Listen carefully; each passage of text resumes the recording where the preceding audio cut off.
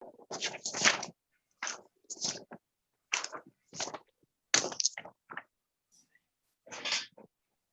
want to welcome folks as you are coming into the Stafford Hamlet community meeting. We will be using the raise your hand feature during voting and comment time. So I want you to familiarize yourself, if you can, with the raise your hand feature. You should see it in the lower portion of your screen. Some folks who may be using an Apple product, you may see it in the upper portion of your screen. Again, we want to welcome you to the Stafford Hamlet November community meeting.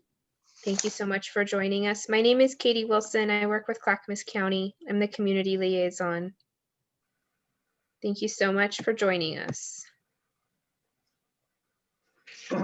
Thanks, Katie. I'm Bill Mart. I'm the chair this year for the Stafford Hamlet, and we've got two folks that have come here tonight to talk with us about our upcoming vote and CVP, Community Vision Plan.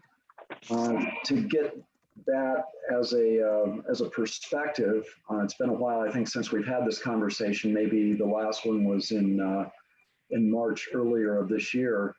Rich Fiala will kind of give us a review and overview of the Community Vision Plan, what it means, how we got there, and from there, Mayor Russ Axelrod and from West Lynn and West Lynn City Councilor Terry Cummings will help us both explain and give some of the perspectives that they have about the Hamlet and going forward. So thanks, Rich. Okay, good evening, everybody. Appreciate you taking your time to come out tonight and help understand what's going on inside the Hamlet and the Community Vision Plan. So first, I would tell you that if you went to the staffordhamlet.com website and went into the Community Vision Plan, on that, there is a complete listing of everything that I'm going to mention facts-wise. But in addition to that, the original Community Vision Plan and then our proposed draft Community Vision Plan. And here in a couple seconds, when I get going, we'll put that up on the screen for you so you can be reading the draft Community Vision Plan as I'm talking about it briefly. So let me get started. And Katie, if you would cue that, please.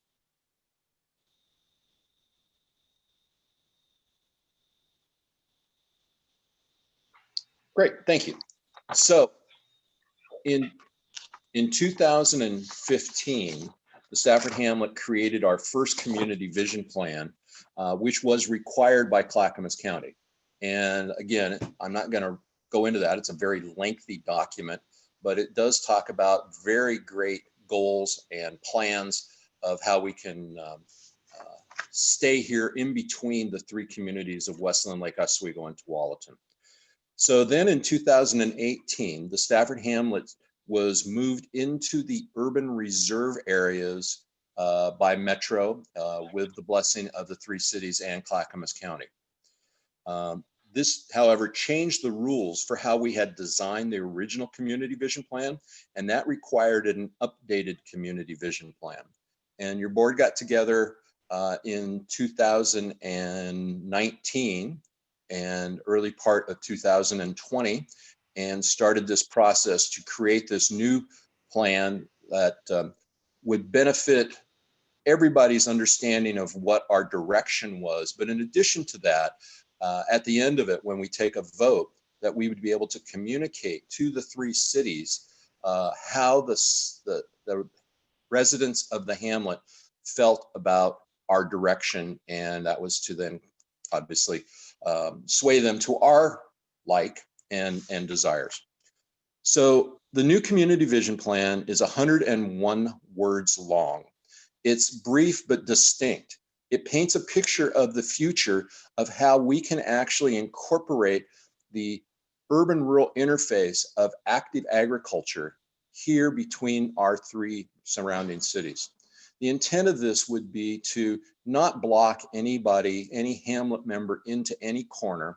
The intent would be to find ways to partner with conservation organizations, high school, the school district, the cities, metro, find a way to protect the open spaces and forest land that we have, yet still try to not incorporate, but actually encourage ways to start more small farms in an area that my family grew up in when it was nothing but farming and supported families. And we see the need, I particularly see the need as a local farmer of what people really want is local food. And when we talk briefly now about a certain COVID situation that we're in, how nice to have community gardens, community farms close in for a food supply that you can see and trust. And oh, by the way, not a bad thing to have a bit of a carbon sink as well. So 4-H programs, Future Farmers of America, all sorts of various things. And I've spoken enough and I went past my committed time frame. And please venture onto the website and take a hard look at it. Thank you.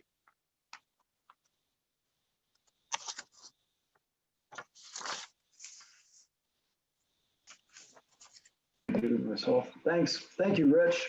That gives you folks a brief but concise overview of what we've been talking about.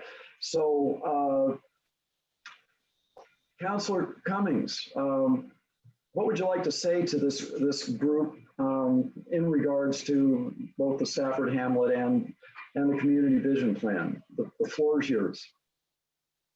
Oh, I really appreciate all the work you've done, getting together and working on next steps forward in light of, you know, the unfortunate decision to Metro made to designate the Stafford as urban.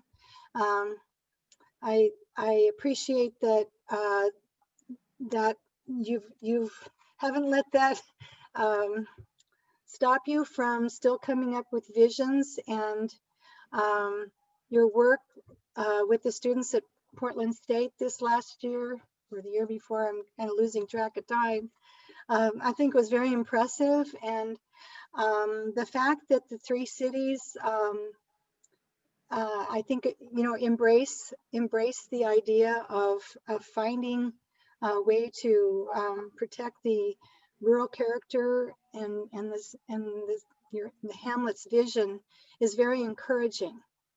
So I'd like to see what the 3 cities can do to come together, what mechanisms we might have to support that effort. My term's almost up, but I'll still be with you. Thanks so much, Terry, and thanks for all your support over the years and your involvement. You got to see firsthand part of the process at Portland State. I remember when you came to, I think it actually was the group that preceded the master's program, or the master's thesis, that was the last 6 months. So yeah, thanks very much. Thanks for your support, and for supporting the efforts that the community has made. Mayor Axelrod, get yourself a drink there and tell us what's on your mind, sir.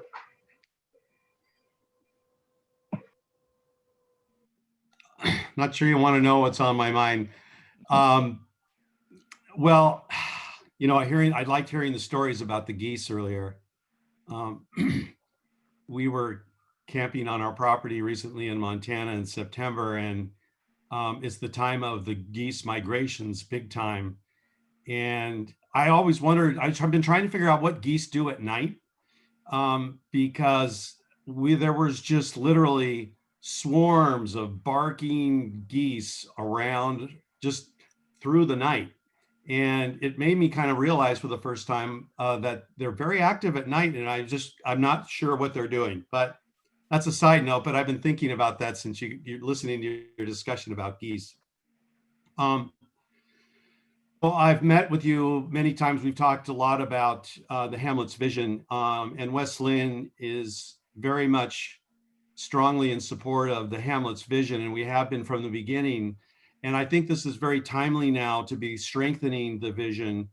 As you know, since the onset and discussion of the whole urban reserves piece, I had been arguing that this is an opportunity for us to rethink the urban-rural boundary, interscape, that landscape, that intersect, as an opportunity for small-scale agriculture, table to farm, or farm to table kind of programs, and the opportunity to preserve open space and rural character in a way that we've lost all around our Portland metro area. And I think there's great opportunity for that. I think it's very important to kind of get the vision tightened up a little bit.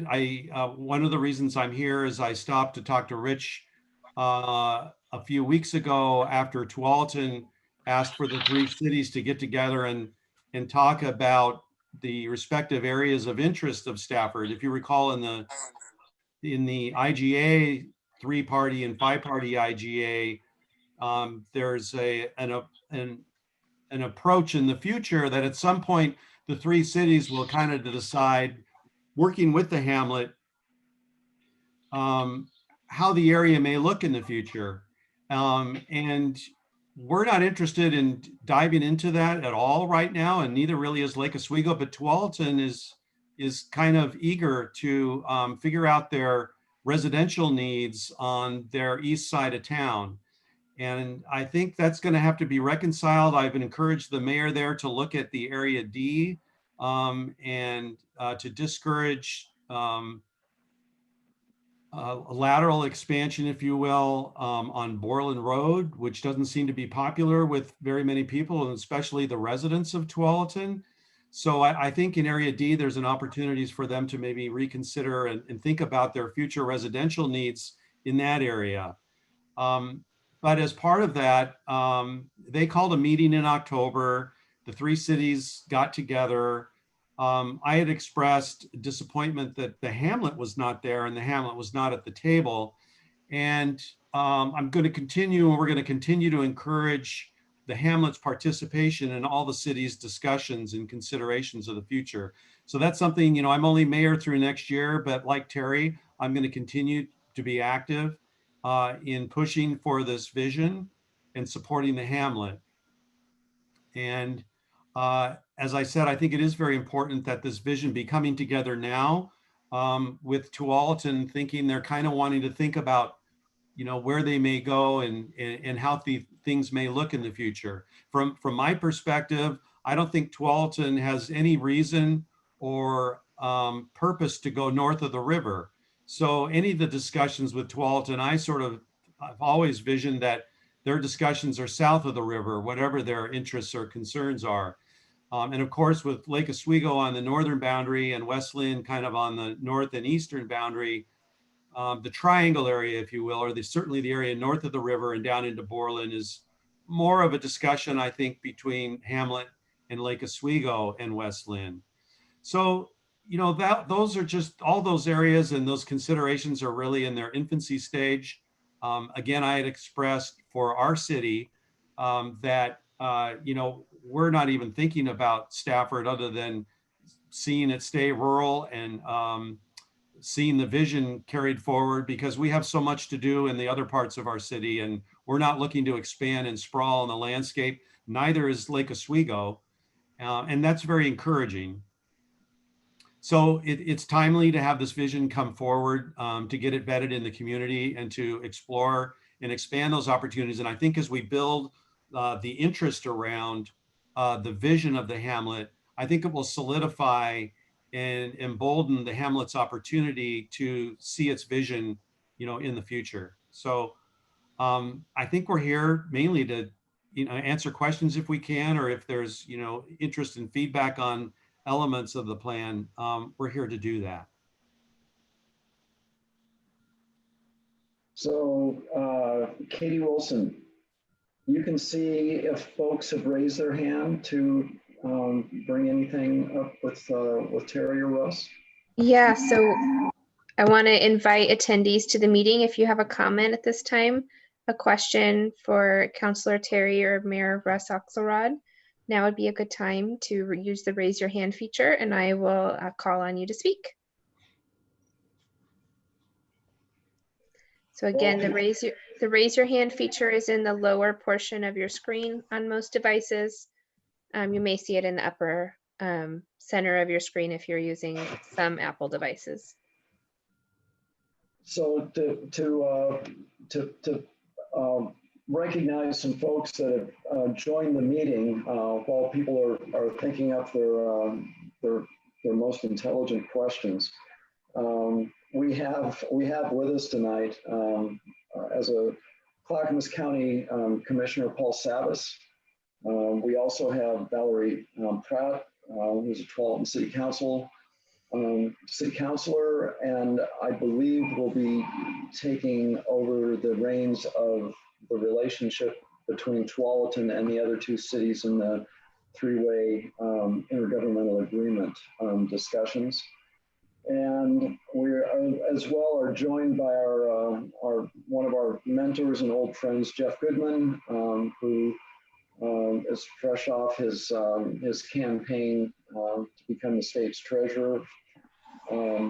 Anyway, thank you very much, all three of you, for joining us this evening. And obviously, questions that you may have are also welcome. So, yeah, this is definitely an opportunity, a time of great opportunity for the Hamlet to see if we can put some agriculture back into the lives of folks that own land, particularly large tracts of EFU land that maybe has been in the family for a long time, or in some case was bought as an investment. There's, like Rich said earlier, there's a lot of history in our area of very strong agricultural roots, and it would be great to see some of that blossom, and whatever we need to do as a hamlet, both as individuals and as a board, to allow that to grow would be, I think, in everybody's interest. So I don't see that anyone has raised their hands. Okay, Oh, Patty's raising her hand though. take it away, Patty. So I have a question for Russ. I think maybe I heard you say that something to the effect that you felt like we needed to delineate our new community vision plan a little more than what it is. Was that what you were saying? No, I was just saying it's timely to be, I just knew that you were going through a revision of the community vision plan. And in my discussions with Rich, I was explaining how it's timely for that vision to be coming together, because I think in engaging these three cities with the Hamlet's interest, it's helpful to have the Hamlet's vision kind of laid out, if you will, and available and communicated with the other cities. And I think it's very important that, that be front and center really to the discussions around Stafford. I'm going to continue to fight for the Hamlet being present at the table when we discuss the area. And I think that's very important. How many thousand people do we have in the Hamlet now? Something like, is it like 2,100, 2,200? Is there that many? I'm not sure. I thought Okay. it was. I think we've always run a number somewhere in the neighborhood of 1,600, but Yeah, I thought it was. I thought it was under 2,000. Yeah. Well, okay. So, and when I expressed at the meeting, I felt the Hamlet should be at the table. They've called for another meeting, I think in December. And we're going to maybe bring the new mayors that are been elected in Lake Oswego and West Lynn to the meeting as well. I had asked that the Hamlet, had suggested that the Hamlet should be there, but the others felt that not at this time, but in the future, for future meetings, the expectation, I think, is that you will be there.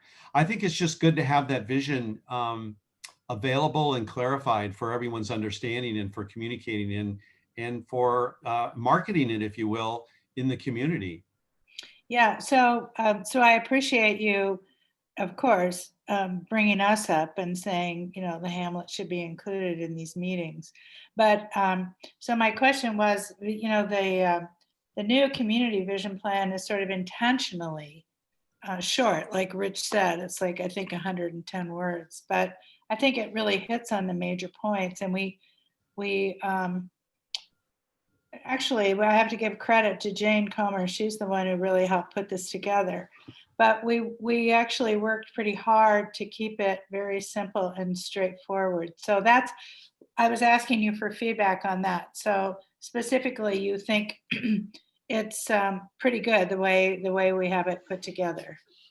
Well, I haven't read the new vision plan. I apologize. I haven't received a copy of that. I haven't seen the latest version, the 100 what did you say, 10 words version? Yeah, it was up on the screen. It was. Well, I think it's very important that behind that 110 words, however, are some very fairly thought through concepts and ideas about, what feeds into that. Mm-hmm. And so you've got those other layers. So I think depending on the circumstance and the opportunity to communicate out in the community during meetings and all, you'll have that sort of underlying background concept. For example, I think there's an opportunity in this interface zone where we might introduce small scale agriculture to also address things like affordable housing, where we might be able to, for young people to come and learn farming and teach farming and farming methods. There's going to be a new trade high school, just down the road in the district soon. And agriculture is going to be, we're pushing for agriculture being, taught and brought back into the schools. And so I could envision complexes where there's young people could come and actually live on the farms and work the farms and learn farming. And, you could create, for example, an educational element of this where you could provide opportunities for housing for young people to learn trade, to grow food, and then, get them out into the community. Because as you know, other farmers and our farming in the state and in the West and in the country is in trouble right now. We need to be encouraging and growing farmers. Yeah, and I think Laura Masterson up at Lusher Farm is a real model for us with that, because she has a lot of interns, and she has housing. I believe she has housing for them. And yeah, absolutely. Right. So that may not be like all in the vision plan, but at a deeper layer, you've got this other work, and you've got all that study and analysis done by Portland State. Mm-hmm. They did great work. And so there's all that stuff. So as people ask the questions, well, let's talk about this or let's talk about that, you've got that other stuff. So I think it's having a focused characterization of the vision is really good. But knowing that you've got some of these underlying layers, I think will be helpful when you need to get into the more deeper discussions. Thanks. Thanks. So we have a question in chat from John McCabe. It says, does the vision plan incorporate the Metro study for the Borland and Stafford Road study? There may be differences.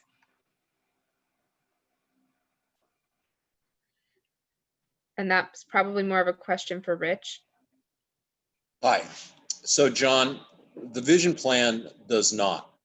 Now, one of the things that we talk about in the vision plan is that it is going to minimize additional traffic and infrastructure impacts based on the fact that we're not proposing or supposing that we're going to have large amounts of additional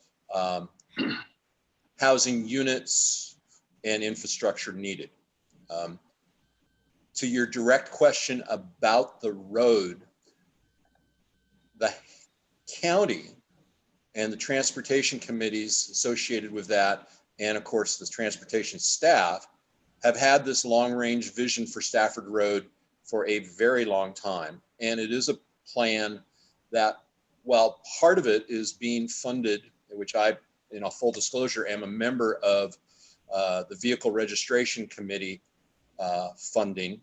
And we approved the Childs Road, Stafford, Johnson Road, Childs Road and Stafford, Johnson and Stafford proposal from the Transportation Department. And we put that forward as one of the key infrastructure, traffic safety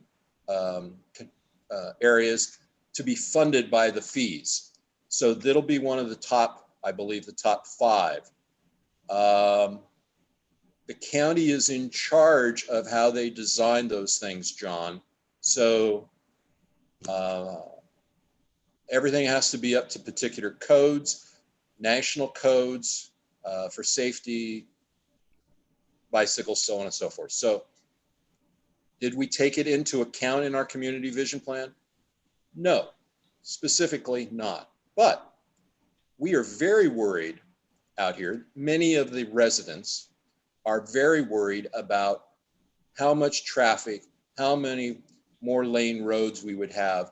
And that message is pretty clear in the way we write the new community, the draft community vision plan. Okay. If I could add to that, my understanding is that was a study mainly looking at the transportation elements and looking at the critical safety areas along those roadways with recommendations. Yeah.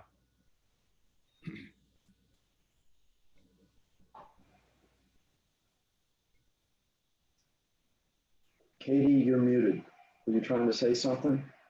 Yeah, I was trying to say that the next question is from Rick Cook. First off, I'd like to welcome everybody. Appreciate the fact that the electives are with us tonight. And with Paul, Commissioner Savas online here with us. Russ, we had talked after a C4 meeting with the county was talking about their climate action plan and hooking up within the 3 cities and the Stafford Hamlet and coming up with, instead of, Rich and I were kind of giggling the other day, instead of calling it a carbon sink, but turning it into a carbon wash tub between the 3 cities and us, where we could work with the county and coming up with that plan. So before you leave office, I think we were talking about hooking up with the sustainability committee with Westland, and I really think it's perfect time to get that going again. And then with Valerie Pratt on board tonight too, maybe working with Tualatin, because I know Lake Oswego already has a policy plan set for them, but actually getting the 3 cities together and working with that would be great. Yes. That would be really good. We should do that. And if we can maybe have Paul Savas support us a little bit with the county and their, I'm not sure if it's the sustainability of the county, but that group that's running their sustainability plan. Yeah, it's with the sustainability plan, and actually Trent Jones, that sounds great. Is it Trent Jones? Wilson. Sorry. Are you Trent Wilson at the county? Yeah, or? Trent Wilson. Trent Wilson is helping sort of coordinate some of those elements as well. Yeah. Yeah. Well, and I think if just even the Hamlet, we can get together with you right away to even, see where you're at, see where we're at, and see how we can hook the whole thing up together would be great, because you give that little umph that maybe we can't get from them. Absolutely. And once again, thank you all for being with us tonight. So the next hand raised is from Councilor Cummings.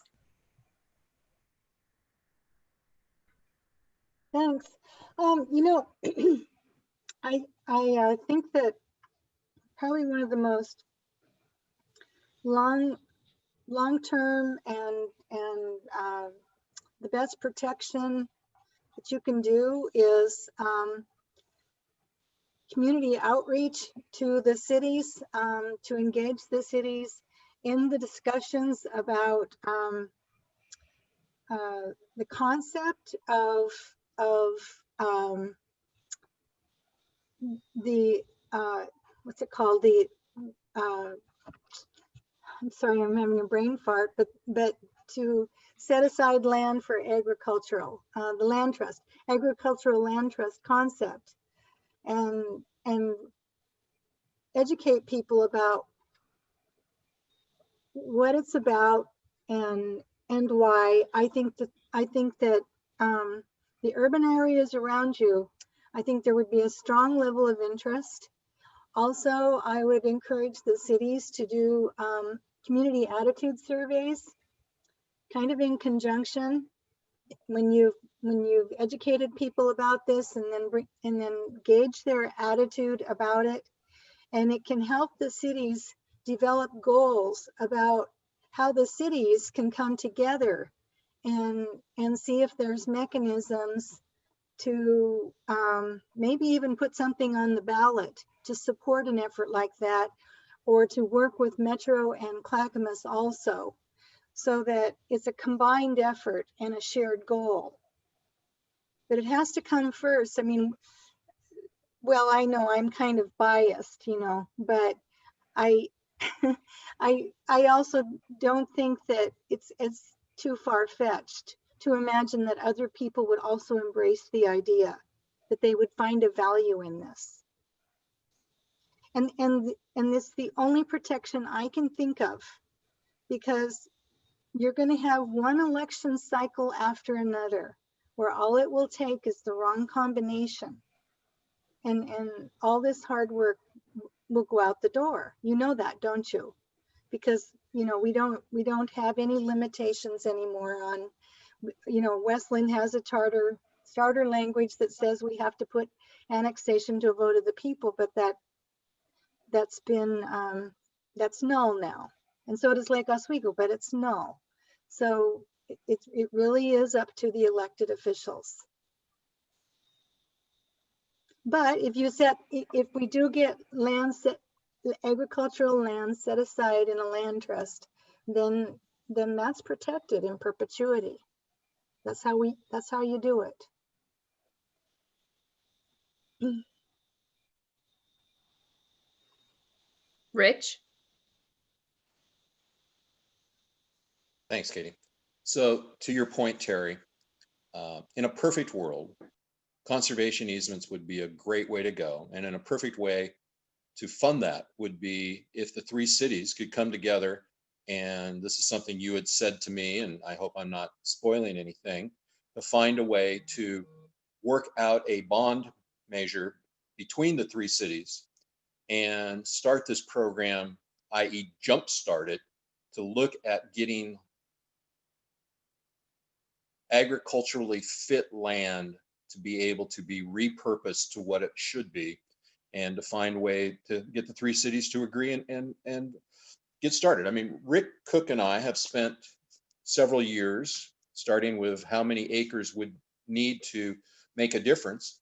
And we're talking somewhere in the neighborhood between 300 and 450 acres would make a huge difference on the farming availability here, and how we could create something that is of not just local notoriety, but certainly statewide notoriety, and something that you could be proud of nationally as well. And it's finding the wherewithal to come together and start small. You don't start big, you start small. And if the three cities could come together and find a way to create a bond measure to do this beginning, even if it doesn't mean purchasing the property outright, even if it means just going with the conservation easements. You can buy an awful lot of conservation easements for the same amount of money as you can buy acres. So, thank you. Okay, and Mayor Axelrod. I was just going to say, adding to those points, one of the things we have going for us is the communities of Lake Oswego and West Lynn are both very much in favor of maintaining the rural character of Stafford. And so that's a very, very positive base structure to be working from. I don't envision, well, I agree there, you know, an election cycle can change things, but there's a lot of people power here in between the two cities that I think, you know, hopefully will stay on that track that we're on of preservation of landscape. And really the only pressure north of the river to in a large scale development is coming from very few people, very few speculative landowners.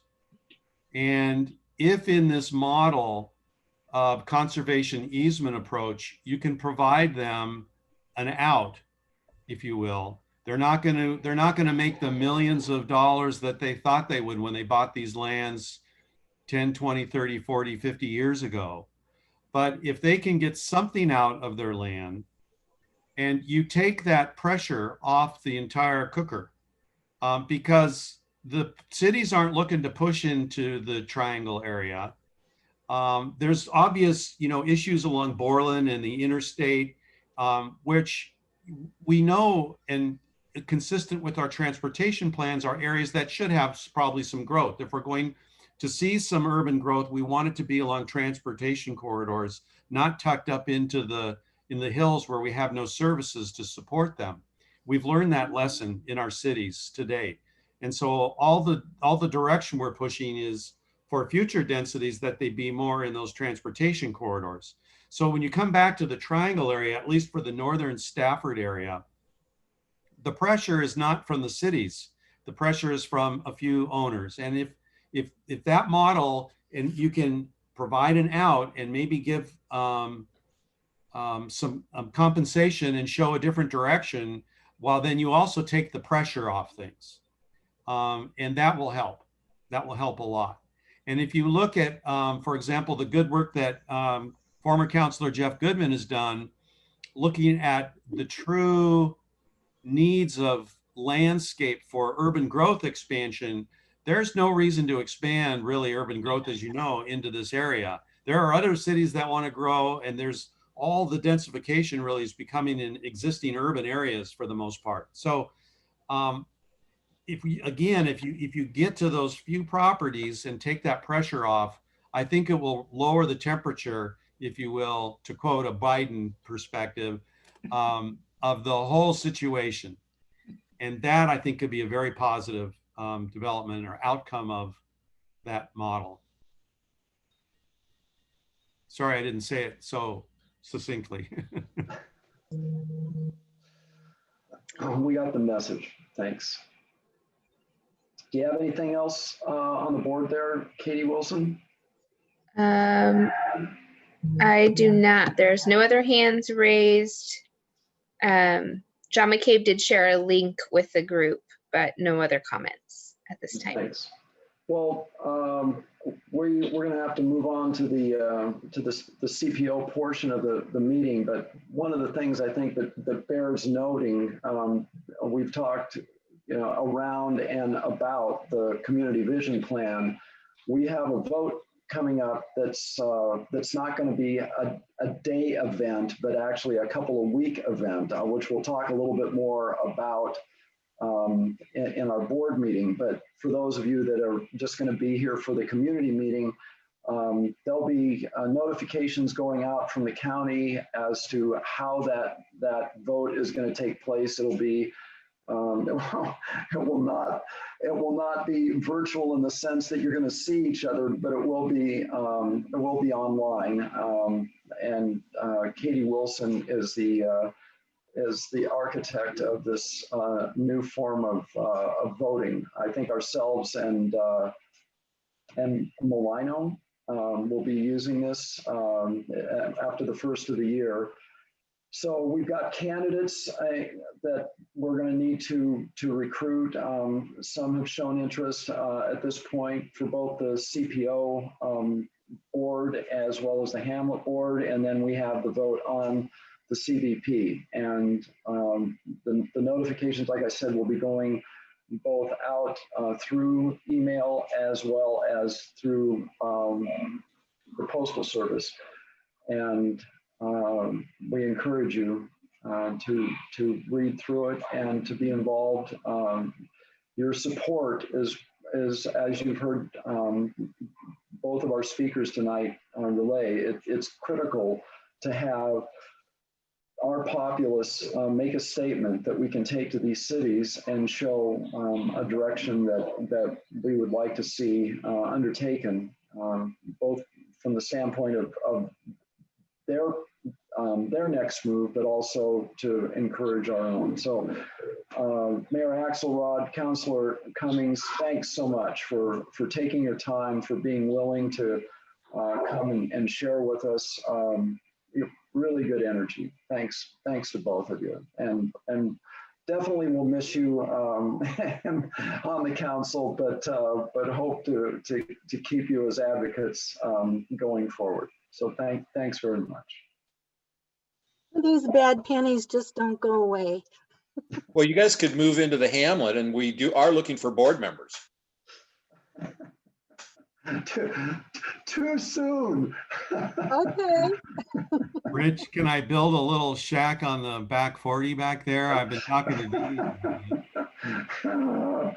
Oh, it never ends. We'll downsize. It'll, because we're looking to figure out the second. Yeah, Conditional use permit. I see it coming. You could sleep in my barn, but you'd have to share space with their goats. So That's not a good one. Don't go there, Russ. Anyway, thanks again. So Len Schauber, you want to take on the CPO portion of the meeting? Okay, we can start with the CPO portion, and according to the agenda that's Bill put together, as far as updates on the Willamette United Football Club hearing, we haven't got any final definitive update on that. So we're still kind of waiting. They've gone through their back and forth process where they had the hearing and they had a week to bring up rebuttals and then a week to respond. And I think we're getting close to the hearing officer making a decision. I got an update from Mitch, who lives close by down there, and he's not too encouraging with what he's heard. So we'll have to see. The main sticker is the interpretation that a football complex in the size of around 4.5 acres is a like use in RRFF5 property, and we can't see that. So it's going to be an interesting way of looking at it as far as what the hearing officer will say. But I know they spend a lot of money trying to get where they're going, and money talks. So we'll see what happens. As far as you want to talk about the update on the voting procedures for the bylaws, or we'll take care of that later? Bill, you're muted. You're muted, Bill. And I was saying such profound things too. You guys missed it all. Yeah, my feeling was it's CPO business. I mean, we can certainly wait and do that, as a board, you being the only board member of the CPO at this point. But yeah, it's entirely up to you. Well, we can go ahead with Katie had presented the bylaws, which are well put together. And the main point that was discussed back and forth was the voting procedure as far as having been to a previous meeting, which we have all pretty well decided that doesn't really need to be there, because a person should be able to articulate what they would like to say at any meeting and be able to vote without having to have attended the previous meeting. So as far as I'm concerned, we can go ahead with the bylaws that Katie had sent out. I believe it was November 5th, with the Article 4, Section 2, Number 3 being removed. Yeah, so I also wanted to clarify the other, I'm hearing echo. Is everyone hearing echo from me? I apologize. The other key component that we wanted to update was that the previous version of the bylaws only allowed for one person per household to vote. And that's not in alignment with the majority of our other CPOs, and also not in alignment with how the Hamlet votes. And so we wanted to update that to allow anybody in a household who meets the requirement, is over the age of 18, and within the boundaries of the Hamlet, to be able to vote. So that was another compelling reason to update the bylaws.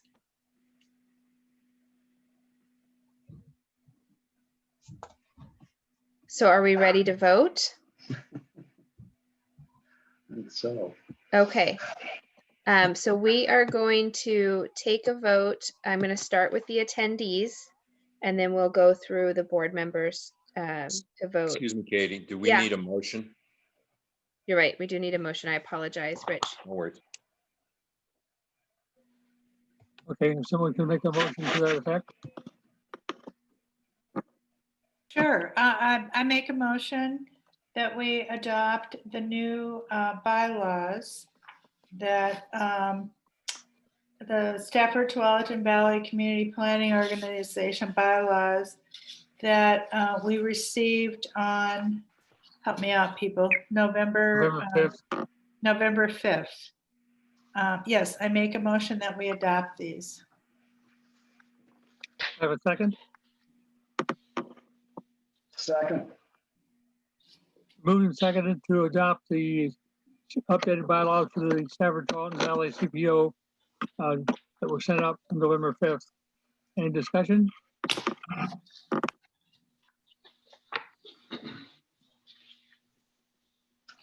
There no discussion. Len, it should be noted that when you say any discussion, and this is going to be a vote for the people involved, that that's not just the board that can discuss this. I mean, obviously it's, you are the board, but it's anybody out there in the audience. So if they've got any questions or concerns, this would be the time to raise your little hand. All right, if there's any questions, now would be the time to raise your hand or to ask questions or give a statement.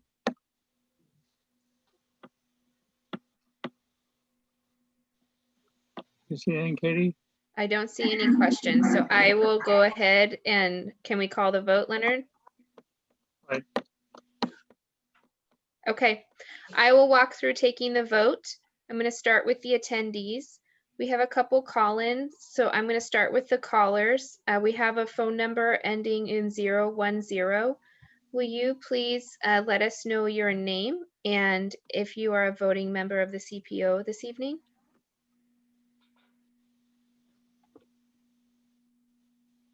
You'll need to unmute your phone.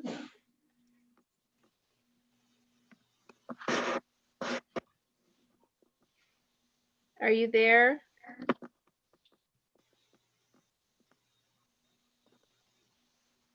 The caller with the phone number ending in 010.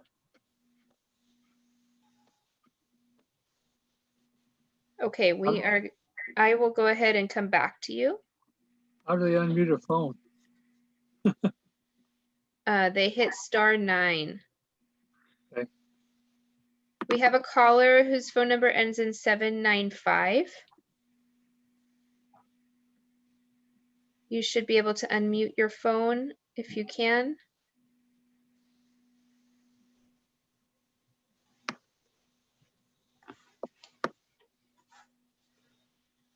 The caller whose phone number ends in 795, are you there?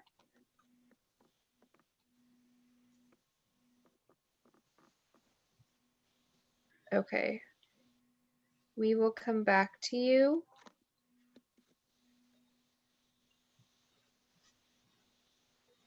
We have Ann C.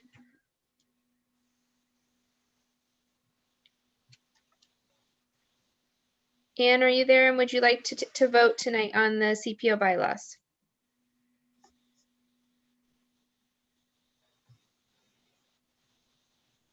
Ann, it looks like you're unmuted.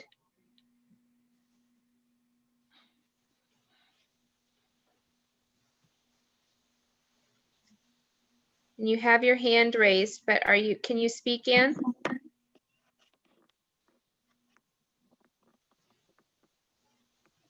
Oh,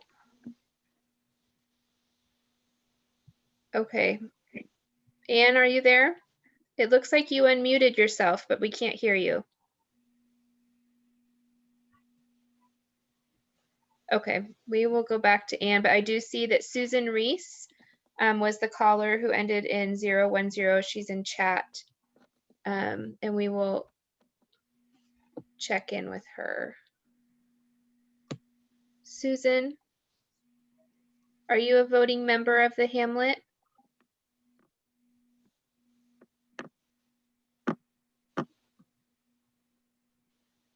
Voting member of the CPO. Or excuse me, voting member of the CPO. Thank you, Rich. Are you there, Susan? There we go.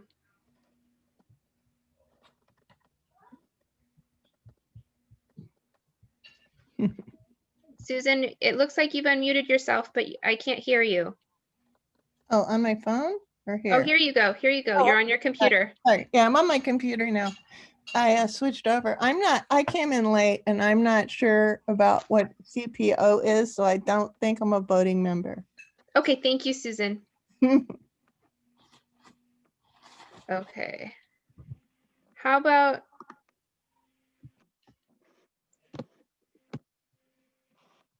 okay, we will I apologize. It looks like Anne, I see your vote in chat. Anne Coulter is voting to support the changes in the CPO bylaws. Cara Ballard.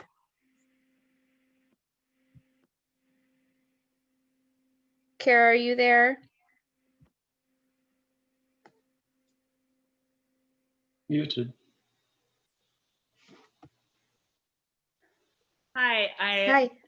Hi, we're first time listeners and new residents of the Hamlet, and we're actually sitting here along with our other new neighbor of the Hamlet, Steve Esnard, and I don't think we're allowed to vote. Okay.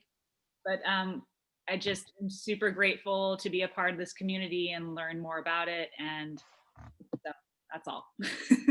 Great. Thank you, Cara. Welcome to the Hamlet. We're so happy to have you here.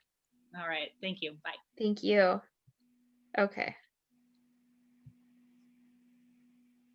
Catherine. Catherine M.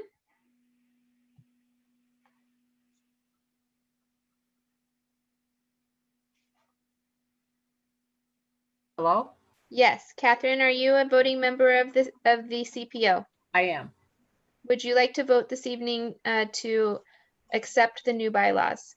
Yes. Thank you, Catherine. You're welcome.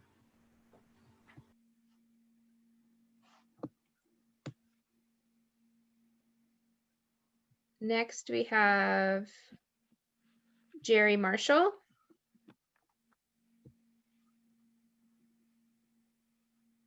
Jerry, are you there?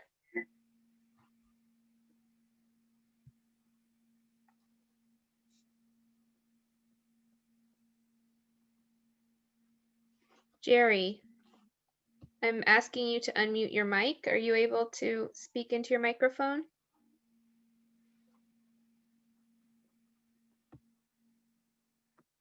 Okay, Jerry, we'll come back to you. John McCabe.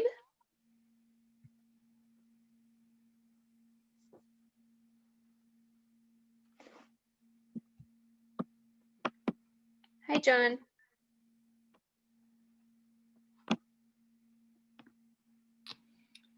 John, it looks like you're unmuted. Are you able to speak into your microphone?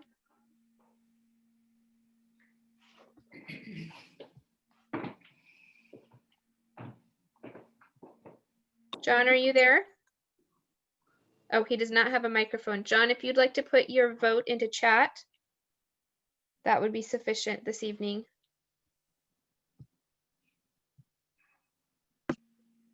Are you a voting, if you're a voting member of the CPO and you'd like to vote tonight on the bylaws? You're abstaining. Thank you so much.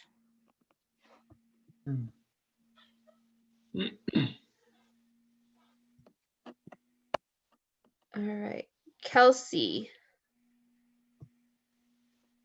Hello, Hi, Kelsey. Are you a voting member of the CPO? we are new. I do not believe we are. Okay. Thank you so much.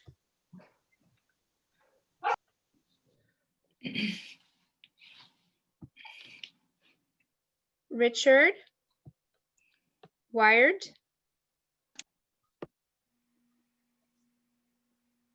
There we go. I didn't see an unmute There you are. capability on there. Yes, I vote to the affirmative to approve the amendment to the bylaws. Thank you, Richard. Hey, Katie, can I interrupt just for a second? This is Sure. John. Yeah. For those that are new residents, did we go over how you can become voting members, which is just come to one meeting the past Well, year and then? So that's what we're voting to change right now. So to vote this evening, according to the old bylaws, you need to have attended a previous meeting and it's one vote per household. Moving forward, once these bylaws are, if these bylaws are approved, then anybody who is over the age of 18 who lives in the boundaries or owns property in the boundaries of the CPO is a voting member, and you do not need to have attended a previous meeting. And it's not just one vote per household. It's anybody who lives or owns property in the CPO. Okay, so those folks that are new on this call, they can vote next time. Next time, yes, absolutely. Okay, that's good message. Yeah. It looks like this one says the Yamadas. Yes. Oops. Yes, this is Yes. Randy. Hi, Randy. Are you Hi. a voting member of the CPO? Yes. And you're voting yes this evening? Yes. Okay, thank you so much. Okay. Yes, Thank you. ma'am. If there is anyone in the attendees who I missed, who's a voting member of the CPO, will you please raise your hand? Oh, I see Susan Reese is voting yes. Okay. And while we're waiting for any missed attendees, I'll start with the board members. John Keith. Yes. Okay. Rick Cook. Yes. Jana Labardi. Yes. Jane. Yes. Rich. Yes. Patty. Yes. Len. Yes. Katie. Yes. Bill Long. Yes.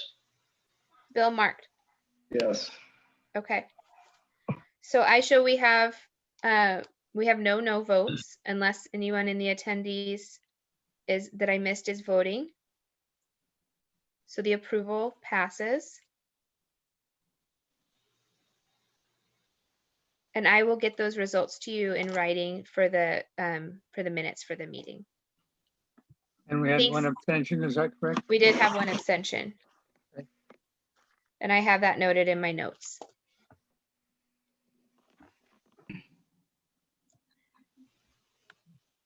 I thank everyone for standing by as we did all of that. I'll give it back to you, Len. Good learning experience. Thank you, Katie. Yeah. Okay, it's on the agenda to review any new or decided applications, and we have not received any new applications or any decisions being made to report, which is unusual, but that's the way it goes sometimes. Bill Mark, if you want to continue on with the other items you have listed on the agenda here. Right. So Rick Cook has and I think actually this was in Kate Roth's minutes that we put him in charge of reaching out to Lake Oswego Parks and Rec, Ivan, their director. And Rick, you want to tell us what you came up with? Yeah, working through and talking with Ivan.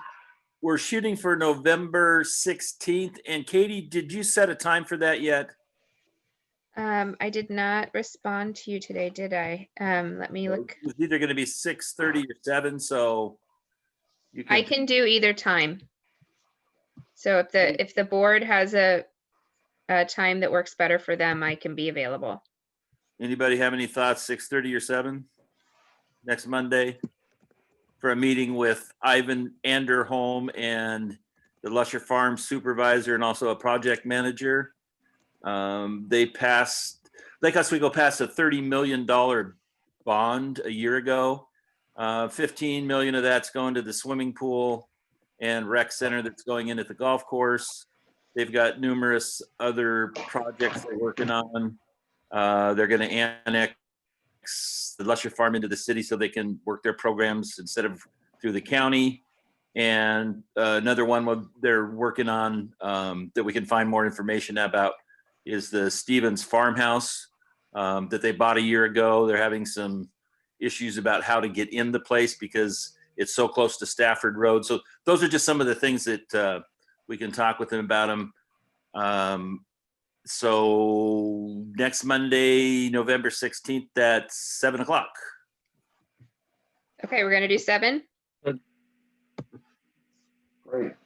I will send out the meeting details to everyone, and we'll get the public link voted or posted for community members.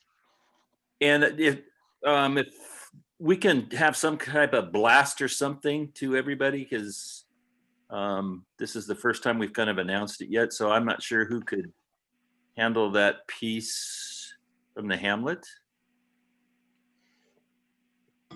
So I have a question, Rick.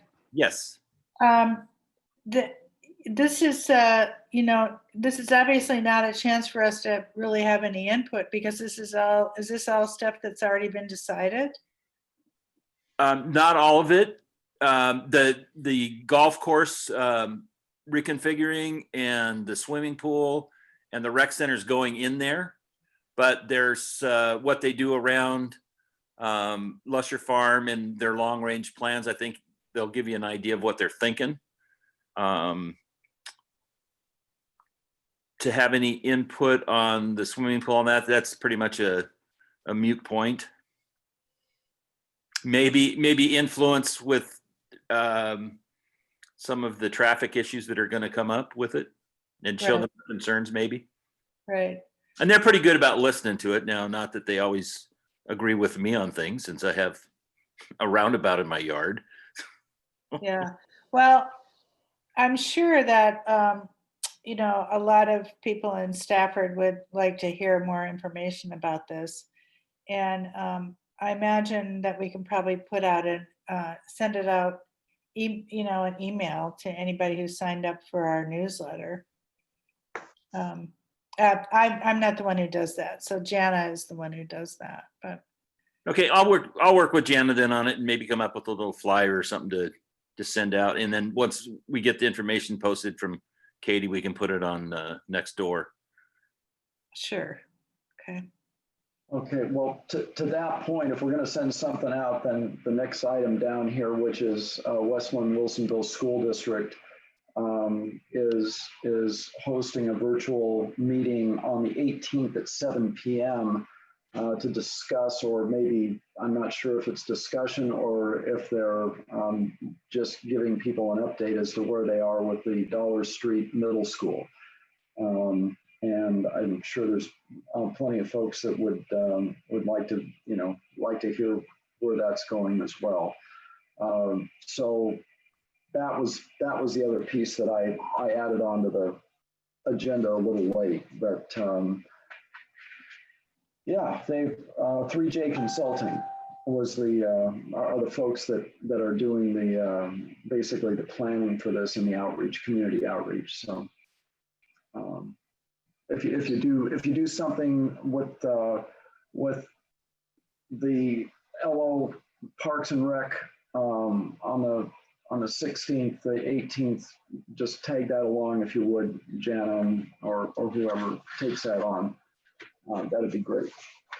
I think that's it, isn't it, Glenn? Do you have anything else CPO wise? No, I don't at this time, so I can conclude the CPO portion of the meeting.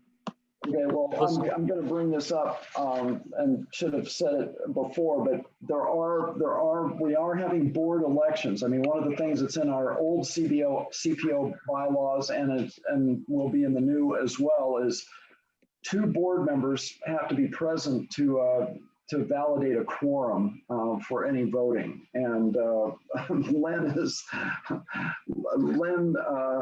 Len's been doing double duty for a number of years here since Walt left. So we're going to try and get him some help. And so there's 4 total positions open, and we're looking for folks to be involved in that, as well as obviously our Hamlet board elections at the same time.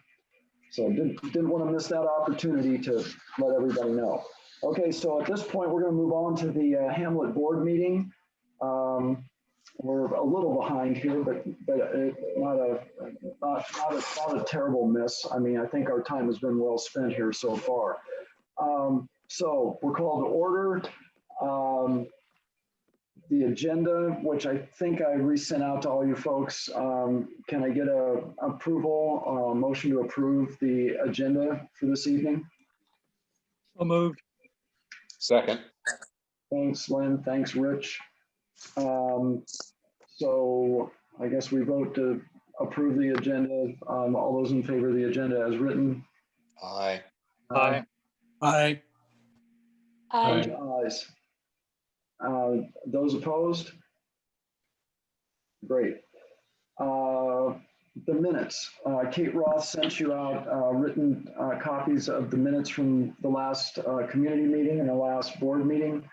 Hopefully you all had a chance to read through that. If I can get a motion to approve those, or if there are changes that need to be made that things were left out or things were misstated, also available. But barring that, a motion to approve if there are no changes. I move to approve with no changes. Second. Okay, it's moved and approve, or a motion to approve and second it. All those in favor? Aye. Aye. Aye. Okay, a lot of ayes. Any nays? Great. Okay. Treasurer's report. Bill Long, you sent out an update. Not a boy. Everybody have a chance to look through that? I hope. I had a lot of help from the county, I should say. We changed our PO box to Westland Post Office, and we're there until they close up. So we didn't get any bank statements for quite a while through my asking Oswego's to help us out with some bank statements. And I talked to Katie and Clackamas County came through like champs. So we got information online from them. And we got our first bank statement, Bill, October. So you have the statements, and there's not a lot of movement since August. No. Any questions? Okay. Thanks, Bill. So candidates for the board, we're trying to get we have 3 positions that are open. I mean, there are actually 5 open. There are 3 folks that are running again.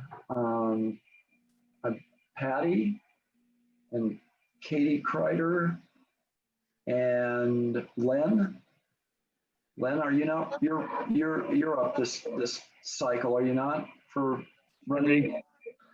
Okay. Well, I mean, having heard nothing to the effect that the 3 of you were not going to run again, which if you're not, I don't want to hear it now. The meeting's going so well. But we'll assume that you're running again, and that leaves the 2 positions. Jana and John Keith are moving off the board, and then we lost Brandon Post a few months ago and so his position is also available. And I'll try to ascertain, I guess, what those, I don't know if they were at large or under 3 acres. I can't remember who was who, but yeah. So we've been talking to folks, and hopefully we'll get some good candidates to run again for these positions. If you look online on our website, this would be a great thing to be able to show on the screen, but it's a Stafford Hamlet .com /get-involved, and that will give you information as to how to fill out the forms to become a candidate, and the criteria, and a little bit about what's involved as being a board member. I did post that, Bill, in the chat in case anybody great. wants to click on it. Thanks a lot, Jenna. So we have Carolyn Comer, Jane's daughter, on the line here, or on the screen, and she is interested in a advisory position. She called it advisory. I called it a liaison. You call it anything you want. A student involved with our board. Somebody that we can give absolutely horrendous amount of work to, terrible jobs, and know that they will get done well with a smile. See that smile right there? That's what we're looking for. So Carolyn, why don't you in either in your words or in your written dialogue, tell us how you envision this position, and how much value you will bring to us as the board of Stafford Hamlet. Take it away. All right, thank you. I'm Caroline. I'm Jane's daughter. I'm hoping to be your student advisory member, liaison, youth board member, whatever you want to call it. And so I've been brainstorming ideas about how I could, pilot this role. And so I've come up with a little thing that is on the agenda. Communication responsibilities would be having a little section on the website called the Hamlet Student Spot, where I'd post a brief bio of myself and why I like living in the Hamlet, and why others should too, obviously. I'd post a kid-friendly, simply worded summary of the board meetings, so that people, understand them more easily than they would if they were in less, I don't know, terms. A message board where people, students, kids, parents, anybody can post questions, comments, or photos of their time in the Hamlet, whatever, like at the Family Fest, if they had a lot of fun and wanted to say it. Social media links, I could create an Instagram page, a Facebook page, or something else if you guys want me to. I can learn it, I can do it. Other responsibilities that I brainstormed would be Stafford Family Fest school liaison, where I'd talk to my school about getting kid volunteers, student volunteers to help out with the Family Fest, and helping with setting up and taking down of community forums and voting stuff. Obviously, with the pandemic, we can't do in person, but once that starts up again, I will be willing to help with that. If there's something that I've missed that you would like me to do, obviously say it, because I'm totally willing and totally down to do anything. I really want to be involved in this. I've lived here for 7 years and haven't, and I'm excited. Yeah. Oh my gosh. We are so lucky that you are the one who wants to pilot this student advisor position. You're going to set a very high bar, I must say. Are you in school, Caroline? I am in school, yes. I'm a junior. What year? A junior. This should be good for your resume for college, I would think. Yeah. Okay, so one of the things you should recognize is that Patty Mamula had 3 boys. I had 4 boys.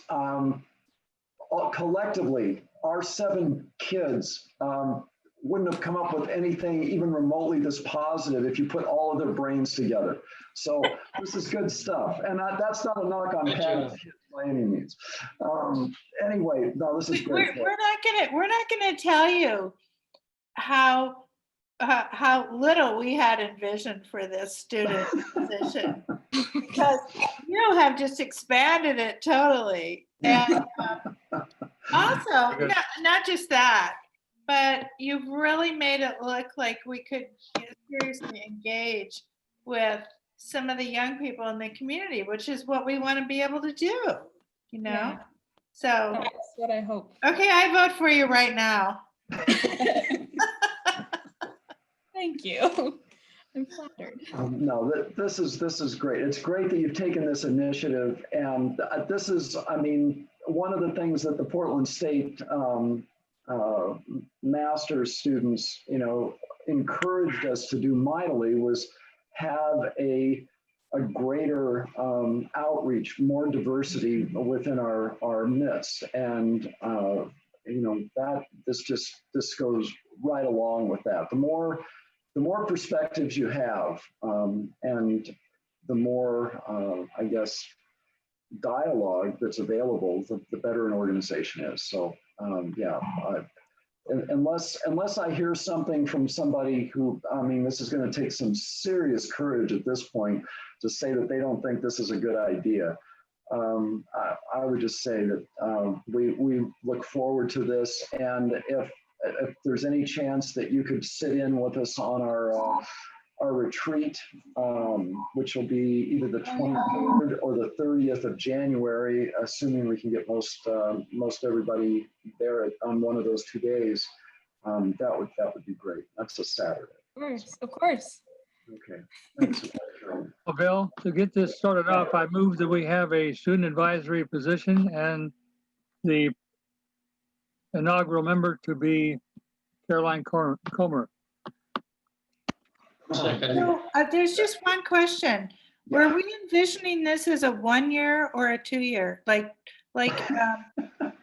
Seriously. 17 years. I thought, you know, if you're going to be a board member, it's a 2-year commitment. Okay. I'll still be here.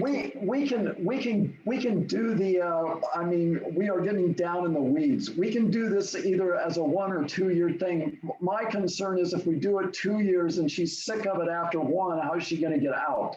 So let's start out with 1 year. And what happens if instead of a junior, we get a senior, and then they can't perform for 2 years? So okay, well, let's just. Yeah. Anyway, Carol. You're way too smart, Bill. Yeah, I wouldn't go there, and that's good that my wife didn't hear that, because she'd have been in here and corrected you. Anyway, Carolyn, I think from what I'm hearing from everybody, if we've taken this, we made a motion, we've had it seconded. All those in favor? Aye. Yes. Yes. Yeah. Opposed? Aye. Yeah. Bill? Last chance, Caroline, say no. She has a pretty good character reference too. So, Bill, a couple things. I want to echo your call for 1 year, and I think that after a year, you should ask Caroline's opinion about how long the term should be, because our best practices that we're hearing from other youth around the county is that 2 years is a really long time to ask young people to volunteer. Right. 1 year is a long time to ask anybody to volunteer, but you know, I think Caroline will probably be able to tell you. Yeah. You're talking about, you know, something like 8% of your life is 1 year. So that's a big deal. So I think Caroline's input will give you guys a lot of insight as to how to frame the youth position. Yeah. You will be our champion and our guinea pig. You also have a comment in the community from Cara Ballard. So I just wanted, I didn't know if it was regarding this. I didn't know if you wanted to take a sec to hear Sure, what she had to say. Sure. Talk to us, Carol. Kara, you there? You're muted, Carol. I'm here. You're still muted. There you go. Oh, hey, I'm sorry, I didn't hear what you said. My camera froze. Oh, I just saw that your hand was raised and I wanted to give you a moment if you had a question or comment. Oh, it was more of like a hands up. Oh, like you were raising the roof. Got it. Okay. I think that it's so cool to have students. I work with students in the community and both in Westland and Lake Oswego High School District, and like, yes, so cool, awesome, grateful again. Thank you. Thank you. We're looking for board members. Yes. I'm Already been put upon. really new, so I'm just getting Excellent. about it. You don't know better. Another, yeah. Oh. I'm gonna put myself on mute right now. Bill, I'd like to find out if we can work with Katie. Katie, can we work with you as far as inputs from other groups that have a like position like this and kind of build up a job description? Sure. Sure. We have a couple youth advisory positions at the county and a youth council that's functioning right now. So we could look to them for some guidance. And we know some neighboring agencies that have really successful youth councils, so we can work with them to come up with some guidance. And then again, I would want to vet any of that with Caroline and anyone who she might be working with in that capacity. So Caroline, do you know the movie My Cousin Vinny? Of course not. I've never heard of it, but I have a You feeling need to I've watch that. You need to watch it because Don't make her like leave right now. Jane, do you know what I'm talking about? Okay. I'm scared. Everybody, gotta get the herd back together here. We're starting to stray. Anyway, Carolyn, thanks.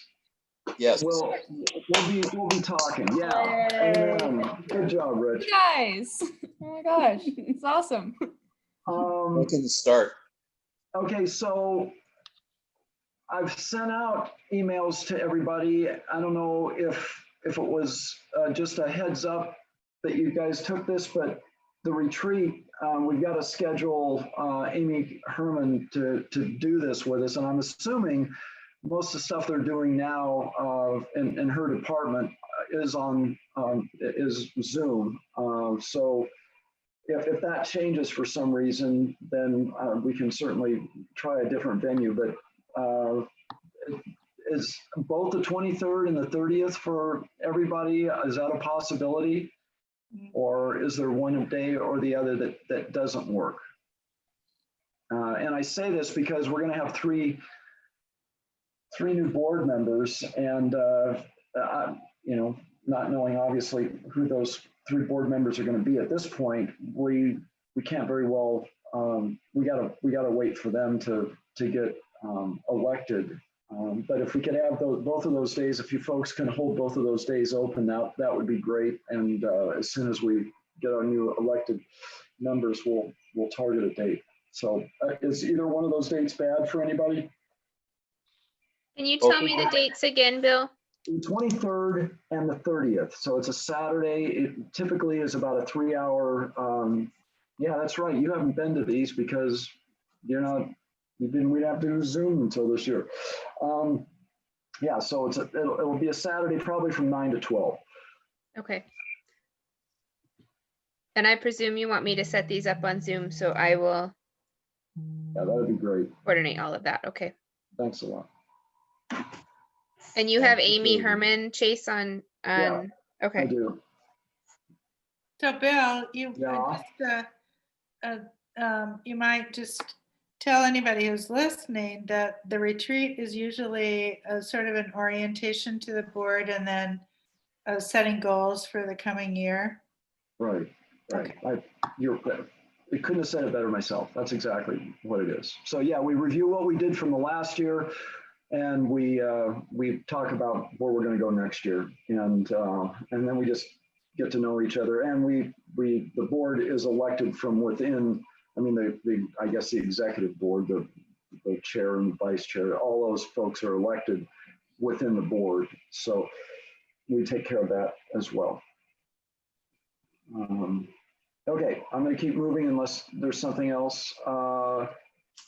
There's a 2-month outline, which I think all of you, I cleaned it up a little bit. I think the only thing on that was really amiss is on one version, it was the dates weren't right for the retreat. It was a day off, but most every place else that I've seen it, it was correct. I don't know that there's been much committee activity. There's been some outreach, and obviously there's been work. Patty's been working mightily to talk with folks for potential candidates, as have I. Trying to think if there's anything else here that we're missing. I guess any news from the board that that any of us should know that we don't?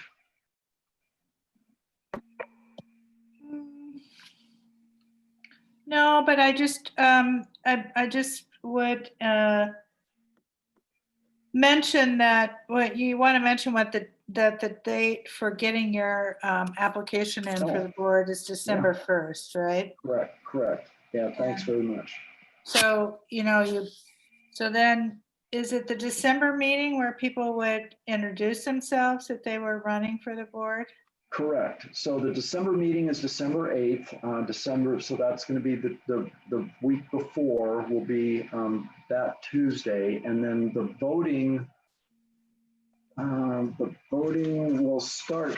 Katie Wilson worked all this out, and I think I've got that down here someplace. I think our voting is gonna be open until the 19th of January. Now, Yeah, so we put it out that long to allow for anyone who needs to vote by mail. The vote will take place online using a virtual survey. But for anyone who doesn't have access to that, we needed to provide enough time to mail out a ballot and for them to mail back their ballot. So that's why we gave that large chunk of time. Right. So yeah, so then essentially a week after our January meeting, is that right? So, it's December 8th. So I don't know when the January meeting is on the 12th. So yeah, it is. It's a week after that board meeting. The voting will close, and then a week or so after that, we'll have our retreat. So the thought with that, just to remind everyone, was that allowed the January meeting, if anyone had anything to say, if people came to that meeting had questions, they'd have that one more opportunity to reach out to the Hamlet to participate in a meeting and orient themselves with who they would be voting for. Right. So voting opens up on the 8th of December then. Mm-hmm. Oh, the same day as the next meeting then. Is that right? Right. Is that right, Katie? Yes. Okay. And you have to have applied by the 1st, and that gives more than a month between, which is mandatory. I think it's a minimum of a month. And we're just going to run that parallel with the CPO board as well. So it's those same dates, and then obviously the CDP vote will be taking place on the same ballot.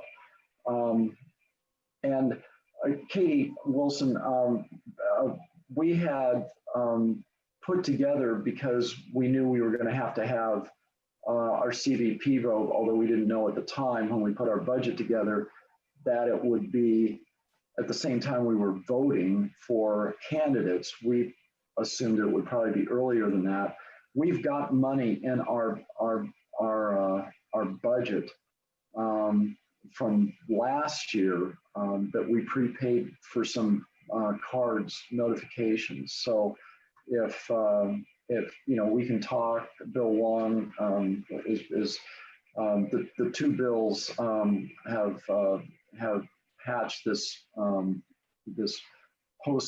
prepaid postcard thing. So if that would help you guys in terms of the mailing to get information out to the citizens, Okay. we're there. I mean, part of it's there anyway. So, okay. Anything else, folks, that you have on your respective plates that you want to share? Bill, could I just ask one more thing about the December meeting? Are we actually going to try to show some video of one of the town halls about the CBP? And are we actually going to try and put signs out, or are we just going to go with cards? Okay, we are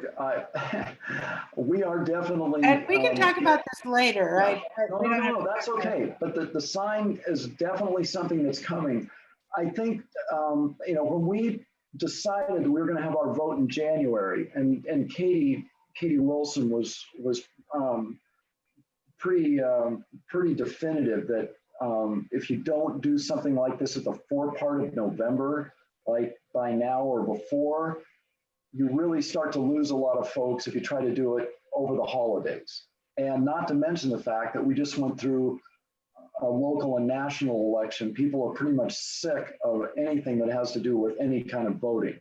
So the fact that we're doing this in January, I think, is a real plus. But we've got to re-amp up, like you said. And Rich, I think, has the signs from before. We've got somebody that'll help us revamp those signs to make them current. So yeah, we just need to sit down as a group and sort out where we want these signs to go, which, where they were before was fine, but what we want them to say more specifically. So that's, yeah, you're absolutely right, Patty. Okay. I can't say that out loud in front of all these people, but yes, you are right. So, yeah, Rick Cook. Hey, while we got Paul Savas on the line with us, I think you want to give him a shot to say if there's anything pressing at the county? Absolutely. If he's still on. Paul? Yeah, he's here. Hold on. Sorry, I couldn't find him on the list. I had my chat open. Boy, that is not good. That is going to go in your review right there. I know. Sorry, Commissioner Savas. No worries. Hello, everyone. I had not planned on saying anything. Thank you, Rick, for acknowledging and earlier recognizing my presence. I just want to just say thank you for staying engaged.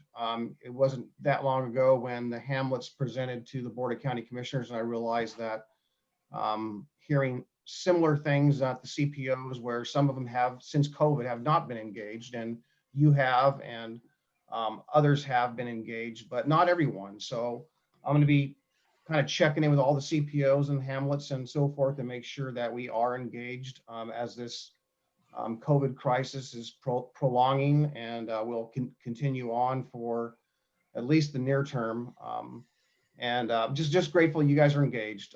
And just interested to hear the mayor today and hear the Councilor Cummings.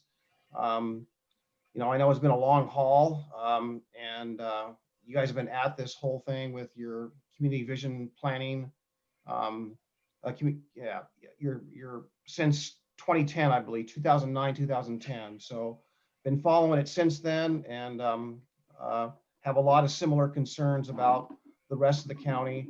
But just want to say thank you and happy Veterans Day for those of you who are veterans, and thank you for your service. And I probably won't see you all till next month, if at the soonest. So happy Thanksgiving as well. And and by the way, congratulations, Caroline, for your youth position here. That's fantastic. In my role at the in the Oak Grove area, we had I was able to bring in about 2 or 3 youth since 1997 through the period of time. It's not easy. You all have busy schedules, And, you know, you have a lot to do and you have homework. So I think the 1 year is a good safety precaution. So congratulations, and be great to see you be involved. Hey, Paul, Rich Fiala, thank you for all your hard work at the county. You know, it's sometimes very silent, but we do know what you do and we thank you. My pleasure. Thank you, Rich. Yes, thank you, Paul. Leonard, thank you. Thanks to all of you. Thanks, Commissioner Savas. That was, and whoever suggested that was excellent. So thanks. Was that you, Rick? Rick was Rick. Thanks. Hey, well, if you want to take another step, Valerie Pratt is hanging out there too from Qualiford, who we chatted to recently about her perspective, maybe.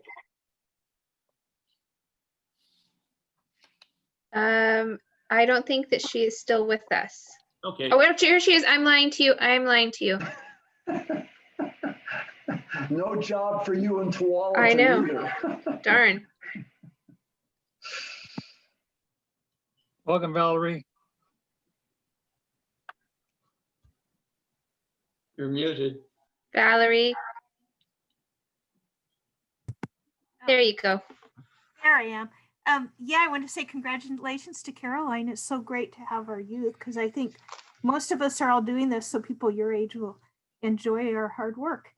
So, yeah, I was new to council last year and I just got reelected because I was unopposed. And so that made it a little easier. But I really am so glad that there's so much effort put into this, trying to, you know, preserve this carbon sink or carbon tub that you're talking about. And thanks to Jeff Goodman for introducing me to everybody and getting me started with all this.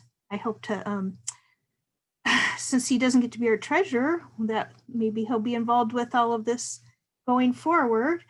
And we are in Tualatin. It was on, you were talking about your retreat, and last year at our retreat, we had a climate action plan to kind of tie within this as one of our agenda items, and it got pushed out to next month. We're starting on it, but I'm really excited because we have 2 new counselors that I think are very pro-climate. So I think it's going to actually be a good thing in the end that it got pushed off for a while, and I hope it all ties in with the sustainability in the end. And oh, I want to mention too that these meetings are much more enjoyable than city council meetings. Well, that's very nice of you to say that. They're also a good deal briefer, but yeah, there's a lot more heavy lifting to do at the city level than there is at the Hamlet and CPO level. So, but thanks, Valerie, and thanks for sitting in. Yep, thanks, Valerie. We appreciate it. Okay. Any other thoughts, Rick? I'm good. Okay. Bill, I got one thing I'd like to bring up, but I don't know what you want to talk about it, but the Hamlet boundary was the same as the CPO, or that topic. When will we be wanting to discuss that? Well, I think that really, I mean, we kind of pushed through for voting purposes this bylaws change. I mean, I don't think there's anything there that it's wrong. There's nothing wrong with it. It's just, you know, was pretty much fast tracked. I know that the county would like that to happen. It makes sense. I always thought that the Hamlet boundaries and the CPO boundaries were designated by either Metro or the county, but evidently that's not the case. So yeah, I mean, it only makes sense to align and makes things, I think, a lot simpler going forward. So we'll if you want to be part of the group that which only makes sense given you are the board of the CPO. Sit down with Katie and whether it's Stephen Madcore or whoever they line us up with at the county to resolve that. That'd be great. Yeah, so the process to do that is pretty straightforward, but it does take a little bit of time and effort. We'll need to talk about it at a community session and take public comment on that. And then we'll want to take a public vote from the Hamlet and CPO members as to the thoughts on that. And then it's ultimately up to the Board of County Commissioners to change boundaries. So we would need to take all of that feedback to the Board of County Commissioners in a policy session and ask them to consider the boundary change and to make the determination whether or not we can change those boundaries. If they vote for approval, then we would work with county planning to adjust the boundaries for land use purposes to make sure everything is cohesive, and our GIS team to make sure the maps are all updated. And then we would need to then revise your bylaws again I think the best approach would be to combine the CPO and Hamlet boundaries. That's what our other hamlets that serve as the CPOs do. If you look at the Hamlet of Beaver Creek, theirs are really great. We could use them as a guide. And you guys, so we're not reinventing the wheel. You of course could draft them however you like, but I think it's a good starting point to look at how they have combined their bylaws for the CPO and Hamlet. Katie, I've got a question. Sure. So in the situation that you just described, it was my impression that the people in a CPO needed to come to the Hamlet and express interest in joining the Hamlet. Is that not the case? That we can... You can approach them. Annex them? You can approach them. We would need their feedback. We've best practice for community engagement would be that we would not want to move forward without having discussed it with those folks. I think you do have members who regularly attend your meetings who are members of the CPO but are not necessarily members of the Hamlet. So we could, reach out to those folks that have already been in attendance as a starting point. And then what I would recommend is that we really look at ways that we could target that population, the folks that are just CPO members currently, so that we can make sure we really get their feedback. We could use Nextdoor or potentially a mailer to that community. It's a small little chunk, but it really would streamline engagement in this area and future election processes for the boundaries to be aligned. But again, it's ultimately up to you folks. Just because it's easier for me that's not a good reason. So we would definitely want your feedback, and your feedback would be what the Board of County Commissioners would want to hear most. Right. Okay, thank you. Yeah.